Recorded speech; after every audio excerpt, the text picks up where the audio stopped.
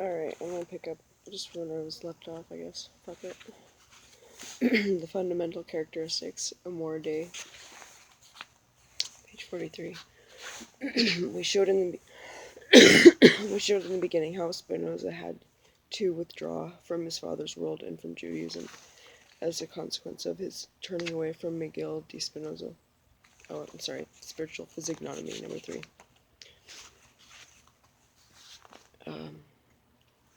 Miguel de Spinoza, whom he did not forgive for the death of his mother.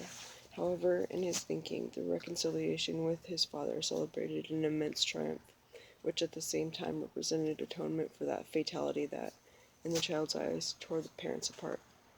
To no other philosopher in all intellectual history was the existence of God and his universal rules so magnificently given, so much a matter of course as to Spinoza. Fundamentally characteristic of him at the same time was the unity, or better, the unification and fusing of the procreating principle God with the fecundated and active principle nature, ducive natura God. That is, nature was Spinoza's basic formula.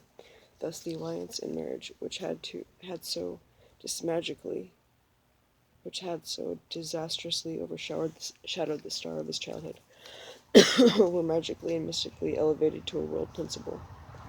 This inner interpretation of his basic conception does not lessen the philosophic force of his grasp of the world, nor its validity for philosophic thinking.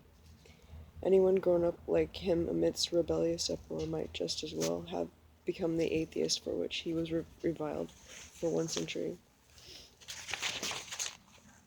and misunderstood for another. But the bliss of being secure in the existence of God was as decisive for Spinoza as it is for any Jewish or Christian mystic, and at the same time his devotion and receptivity to the real nature of man and the world were as important to him as his predecessors and teachers, Bacon and Hobbes.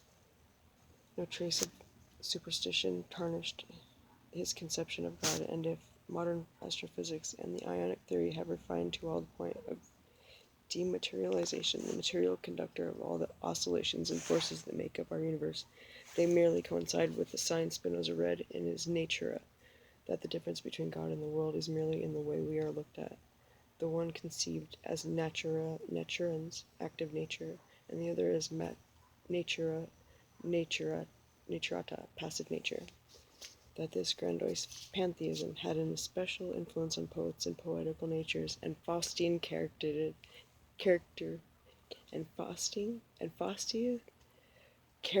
needs no explanation. Faustian. I love Faustus.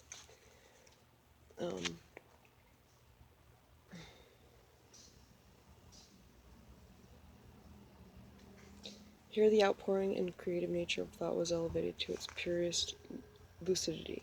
It was bound especially to dazzle and overpower the Germans, in whom the striving after truth was always stronger than their ability to give it form and grasp it.